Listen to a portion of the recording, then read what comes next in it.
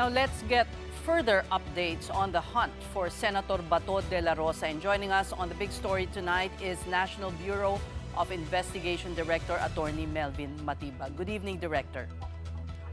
Good evening, Ma'am Ces and Sean and Pauline. Sa lahat po ng televiewers, good evening po sa inyo. Salamat po.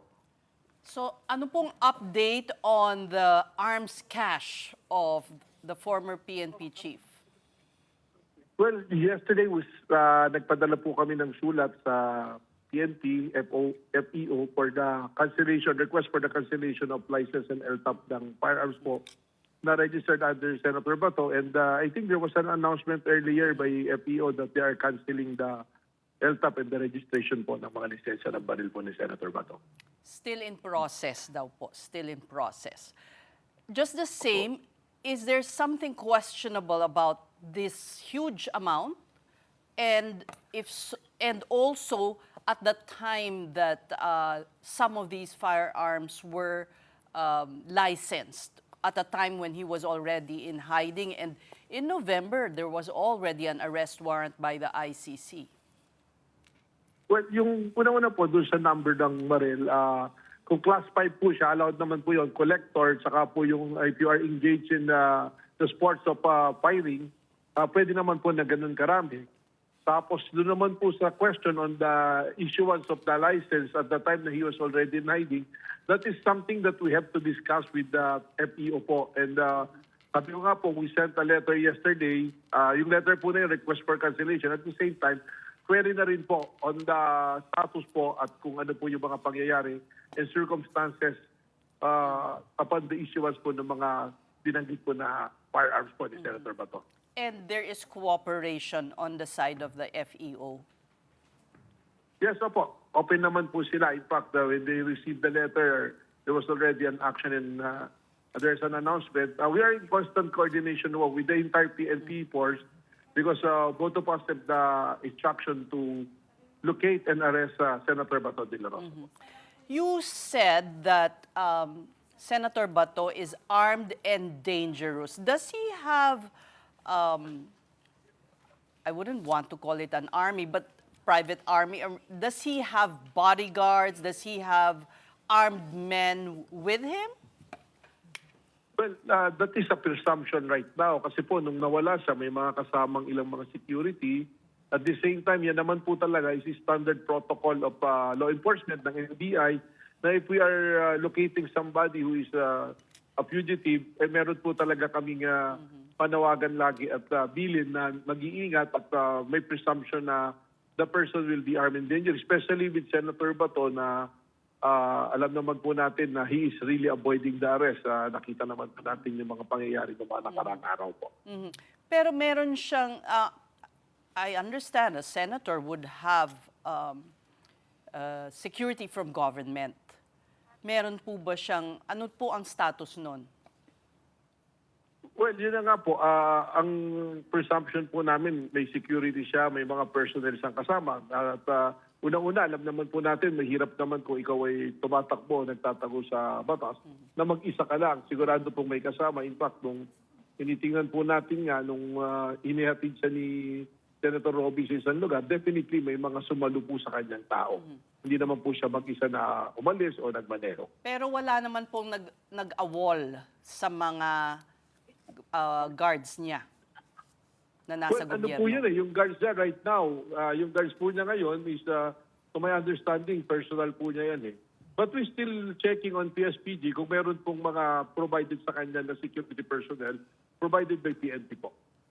Director Matibag, I wanted to go back dun sa pagkansela ng gun license ni Senator Bato. Apo. Once nakansela ito, ano ba yung usual SOP? Does the person have to return the guns? Obviously, hindi siya sisipot to return it. After which, kung hindi niya binalik yung mga guns, kakasuhan ba siya ng illegal possession? Well, yung mga baril po niya is no longer licensed, is no longer entitled to possess or hold the firearms.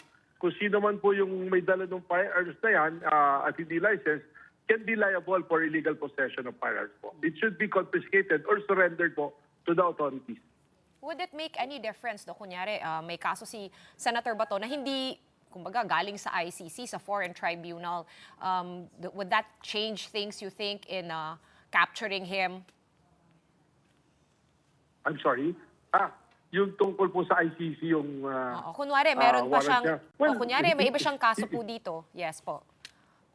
Kung may iba po siyang kaso, that is another case. Pero right now, even based on the case, the warrant na inisyo ng ICC, tapos alam naman po natin, wala naman pong status quo ante at TRO na inisyo sa Supreme Court.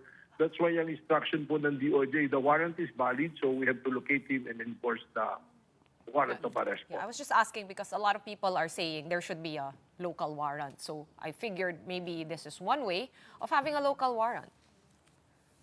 Well, that is the position po ng iba, pero sabi po, malinaw po yung naging pronouncement ng Supreme Court na hindi po nag-issue ng TRO status quo ante. So the interpretation there, saka mabasa niyo po yung ibang mga separate opinion, the interpretation is the ICC warrant is valid and enforceable within the jurisdiction of the Philippines po. Director, how are you going about this manhunt? Kanya-kanya po ba ang NBI may sariling team, ang PNP may sariling team, or is there a combined task force? Well, meron po kaming tracking team at meron din yung PNP, but we are in coordination po. Dire-diretso yung amin pong coordination, and we are sharing information po for purposes of enforcing the warrant po. And Director, can you confirm that the Senator is still in the country? Kasi so far, ang na-issue pa lamang po ng DOJ ay isang Immigration Lookout Bulletin Order. So, do you also agree na dapat magkaroon na rin po ng HDO, ng Hold Departure Order for Senator De La Rosa? Well, okay naman po na magkaroon ng HDO, pero I don't think for practical reason that's still necessary because we have coordination also with the Bureau of Immigration that upon sight of Senator Bato, they can call upon the NBI and the law enforcement agency, even the PNP, to effect the arrest of Senator Bato. And over the weekend, Director, sinabi niyo po that the agency, the NBI, has received information that more ICC warrants could be coming in the next few days or weeks. Ano po yung basehan niyo sa pagsabi noon, Director? Well, there's an information po that was communicated to us that some of the co-conspirators will, the likelihood that the warrant of arrest will be issued also to them. Not necessarily all of them, but some of the co-conspirators po. Director, if I could just go back to the day of the shooting, no? That morning, I mean, I'm sure things have settled. But, di ba, may dalawa po kayong female agents na nag-serve ng warrant kay Bato. Can you clarify for us if that was a decision that you made on your own because nothing naman was stopping it, or was there an order given to you to effect the warrant? Well, ganito po yun, no? Kasi baka it's being misconstrued na dalawang babae lang yung pumunta ron. It's a team po, actually it's more than 20 na team, may mga lalaki rin. It so happened na nakapag-first sight po yung dalawang agent. And when they introduced themselves as NBI, dire-diretso na po nag-tackle si Senator Bato. They were given an opportunity to present the warrant at tumakbo na po siya. Pero hindi naman po sila talaga yung tipong siya mismo yung naka-assign. Sila yung nag-first sight. At the same time, we put female agents for purposes na alam naman namin na he's from law enforcement. We're expecting him that he's a cavalier, he's from PMA. Yes. So But pag may Director, sorry. mandato de arresto. Sorry to dapat interject, po, Director, but my question Opo. was who gave the order? Was the order from you, or did you receive an order from somebody higher than you? The order to arrest po, the order to arrest is we are the law enforcement. When we receive the warrant, we have to enforce po the warrant. But we are in constant coordination with DOJ and the PCTC, the Philippine Crime Center for Transnational Crime. And the warrant was in the possession of your agents? Yes, ma'am. Opo, we have the warrant, and for purposes of information na rin po, even if the arresting officer do not have the physical copy of the warrant can be presented to him upon arrest po sa kanya. That is already a settled cases po ng Supreme Court po natin.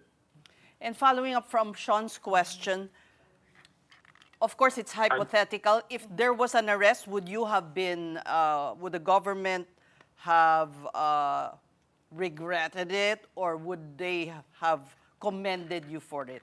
Kasi it appears at that time that there were confusing signals from various agencies of the government. Wala Wala naman po. Malinaw naman po yung mandato sa amin that on the first instance, we have to arrest him. It so happened na nung nagkaroon po ng somehow standoff, the Senate of the Philippines come out with a resolution saying that he is in protective custody. Although, arguably, wala naman po legal basis yung protective custody. Pero ang nangyari na po rito, out of courtesy, yun na po yung sinasabi ni Senator Franklin Drilon na they did not pursue with the arrest out of courtesy. Then on the following day, there was already a case filed with the Supreme Court, kaya po ganun po yung naging sequence ng pangyayari. So wala naman pong commendation or pagsisisi, but what we can say is whatever decision that was made at that time, that is, we think that's the right decision that we have to make at that time. We thank you for your time. National Bureau of Investigation Director, Attorney Melvin Matibag.